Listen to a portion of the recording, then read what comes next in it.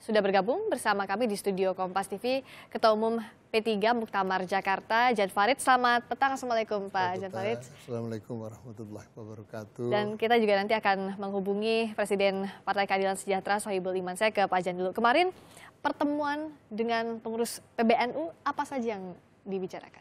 Sebetulnya inti pembicaraan tersebut, kita ini ahli sunnah wal jamaah ini cinta damai.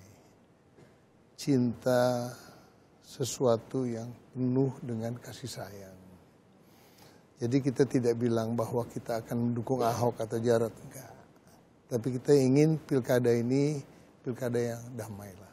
Jangan sampai terjadi pilkada yang ditunggangi oleh oknum-oknum. Dan saya yakin di antara dua calon tidak ada satupun yang ingin membuat kegaduhan politik di Jakarta. Kalau ditekankan lagi, Pak Said Akil kan menyampaikan bahwa kalau kami mendukung politik tidak bisa, tapi hanya mendoakan. Nah, apa maknanya ini untuk? Jadi gini, Nahdlatul Ulama itu kan organisasi Islam. Kita sudah kembali ke hitoh sejak zaman Gus Dur. Jadi NU itu tidak berpolitik. Tapi kita tidak melarang anggota Nahdlatul Ulama itu ikut di dalam dunia politik. Kita tidak larang. Jadi boleh, silahkan. Mau maju pilkada, boleh, silahkan. Tapi organisasinya sendiri itu tidak boleh berpolitik. Itu jelas, kalau itu jelas. Jadi beliau pun juga mendoakan, ya segitu bisanya, mendoakan. Pak Basuki Jarot sampai bertemu dengan PBNU, ini apa yang urgent jelang pilkada ini? Harus ada pertemuan ini, Pak Jan. Jadi pada saat pertemuan tersebut, secara khusus saya juga minta kepada Pak Kiai. Yang menginisiasi pertama kali siapa? Ya itu Tuhan yang tahu. Nggak bisa dibagi ya Pak? Pak Jan salah satunya? Iya enggak juga sih, saya nungguin dari jam 2 aja sih. Okay. Jadi saya minta doa beliau supaya pilkada ini bisa berjalan dengan damai, tidak terjadi kerusuhan. Dan alhamdulillah beliau mau mendoakan. Ya kan? Jadi tanda-tanda beliau itu menerima dua pasangan loh, bukan hanya satu, ya kan?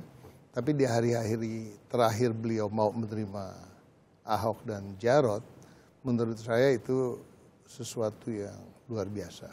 Dan saya berterima kasih kepada Allah yang beliau mau. Sebelumnya adakah kesulitan untuk bertemu dengan PBNU dari Pak Basuki Jarot? Agak sulit. Agak sulit. Apa yang membuat sulit Pak Jan? Awalnya. Ya, karena ada perbedaan dalam antara ya kan non Muslim dan ya. Tapi setelah ujung-ujungnya dan setelah saya jelaskan juga ke beliau, saya bilang Pak Kiai, kita jangan melihat perbedaan dong, kita melihat kesamaan.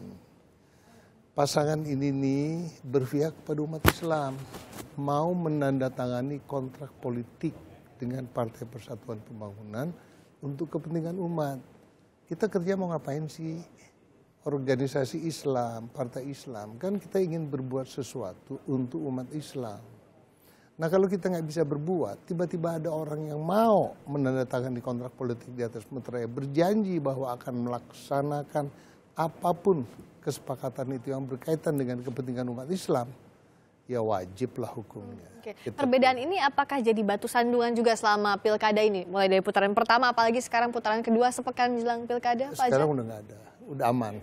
Sekarang udah mengerti. Karena beliau akhirnya istilahnya ya mengertilah bahwa kenapa Jan Farid sebagai Ketua Umum Partai Persatuan Pembangunan mau membela Basuki Jarot. Karena kepentingannya untuk umat Islam. Bagaimana di tingkat akar rumput kita katakan Pak Jan? Apakah pemahaman ini juga sudah dimiliki juga sampai ke tingkat akar rumput? Alhamdulillah kalau di Jakarta ya, saya kan muter keliling door to door. Ya. Ketemu masyarakat dan saya jelaskan satu persatu. Mereka ngerti. Jadi berubah, mindset mereka berubah. Mereka menyatakan loh ini calon kita yang paling baik ini kalau begitu. Ya. Karena ada komitmennya untuk umat.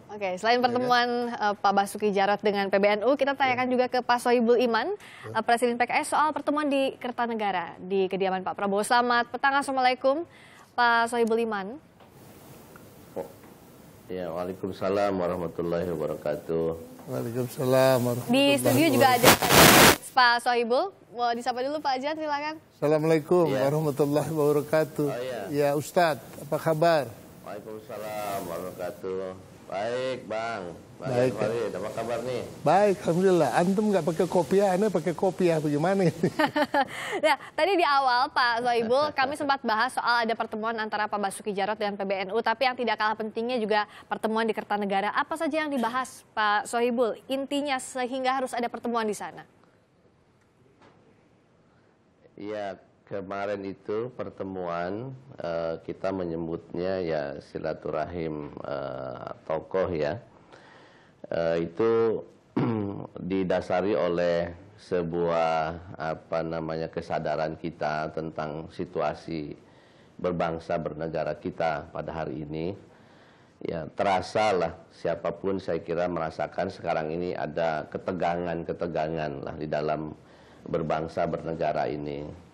Nah, tentu ini harus kita deteksi ini sebetulnya ada apa di dalam kehidupan berbangsa bernegara kita. Nah, karena itu kami kemudian mengumpulkanlah beberapa tokoh nasional. Ya, di sana ada Pak Amin Rais, ada Pak Kwi Kian-gi, kemudian ada Pak Bushro Mukhodas, ada Pak Din Samsudin, Pak Yunus Yosvia, Pak Joko Santoso, dan lain-lain ya, termasuk tokoh-tokoh lintas agama. Oke, jadi kalau dibedah, menurut pertemuan kemarin apa sebenarnya yang jadi masalah sehingga tensi politik ini begitu tinggi jelang pilkada putaran kedua ini berakhir, dan apa solusinya? Kita akan bahas usai jeda. Pak Sohibul Iman juga Pak Jan Faridz. Kita akan kembali masih di Kompas Petang.